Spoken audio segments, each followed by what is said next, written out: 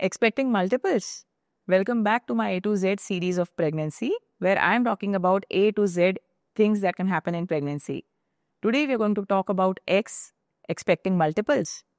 I am Dr. Juhi Bhalotia, consultant obstetrician and gynecologist at United Super Speciality Hospital, Gondia. Today we are going to talk about how to deal with twins, how to deal with the fact when you know about you're having twins.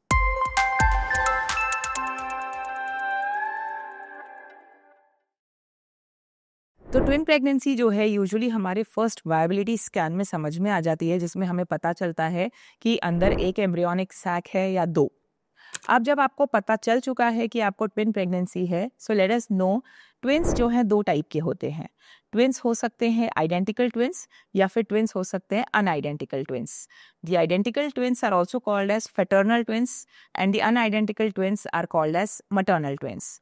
तो जब हम ये twins की बात करें, जो identical twins होते हैं, दे आर मोनोजाइगोटिक, यानी कि वो एक ही जाइगोट से, एक ही एग और स्पर्म के फ्यूजन से स्प्लिट होकर दो में बन चुके हैं. जब हम डाइजाइगोटिक ट्विन्स की बात करें, यानी कि नॉन आइडेंटिकल ट्विन्स की बात करें, इन केसेस में ऐसा होता है कि आपके ओव्यूलेशन के समय पे दो एग्स रिलीज हुए हैं, दो डिफरेंट स्पर्म ने उनको फर्टिलाइज किया है, और वो दो अलग अलग जेनेटिकली, एम्ब्रियोलॉजिकली, और even when you're talking about their gender, they could be male and female, they could be two males, they could be two females, but the identical twins will always be of the same gender. They would either be two males or they would be either two females. जब हम twin gestation की बात करें तो twin pregnancy बहुत ही high risk pregnancy होती है, जिसका सबसे बड़ा कारण होता है इंक्रीजिंग वेट या increasing uterine height with relation to the gestational age. यानी कि आपको सारे सिम्टम्स प्रेगनेंसी के बहुत ही प्रीमेच्योरली फील होते हैं. जो भारीपन है, जो बैकएक है, जो हेवीनेस है, ये सारे सेंसेशंस जो पेशेंट्स यूजुअली 7th और 9th मंथ में कंप्लेन करते हैं, patients with twin gestation usually complain about them early on in their pregnancy at around 4th to 5th month. दूसरी बात ये कि प्लाज्मा वॉल्यूम काफ़ी ज़्यादा, अबाउट 500 ml बढ़ जाता है. इस इंक्रीज प्लाज्मा वॉल्यूम को सर्कुलेट करने के लिए हार्ट के ऊपर भी काफ़ी प्रेशर आता है. So there are very high chances that you might suffer from symptoms like palpitations, breathlessness, थोड़ी सी सीढ़ियाँ चढ़कर ब्रेथलेस होना, कुछ थोड़ा सा काम करके छाती में धड़ धड़ फील करना, दैट इज कॉल्ड पैल्पिटेशंस. तो ये सब अगर आप महसूस कर रहे हैं तो this is quite normal with twin gestation, but we also need to get you evaluated if these symptoms make your daily living difficult. इसके अलावा twin gestation में it is highly expected कि आप अपना hemoglobin level एक certain level पे maintain करें, क्योंकि जब आपकी डिलीवरी होगी तो with twin gestation there is a very high chance of increased blood loss, जो कि आपकी normal singleton pregnancy के हिसाब से ज़्यादा होता है.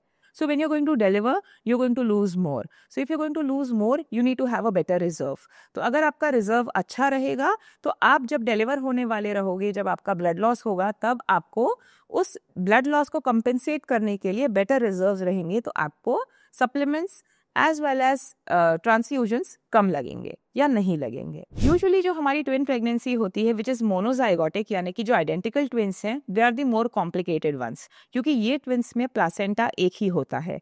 अब एक प्लासेंटा होने की वजह से, एक प्लासेंटल यूनिट होने की वजह से देर आर चांसेस कि एक ट्विन को ज़्यादा सप्लाई मिले और एक ट्विन को कम सप्लाई मिले. So there are chances that there could be growth discrepancies with monochorionic twins, यानी कि monozygotic twins.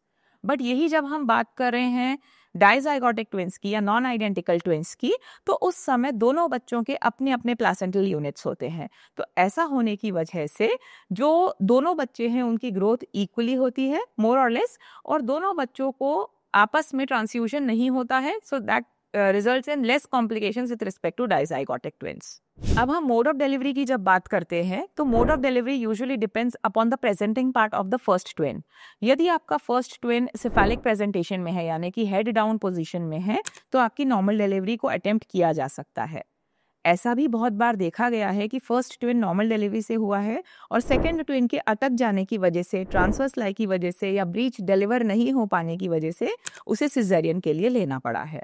So your mode of delivery usually depends upon the presenting part of the first twin.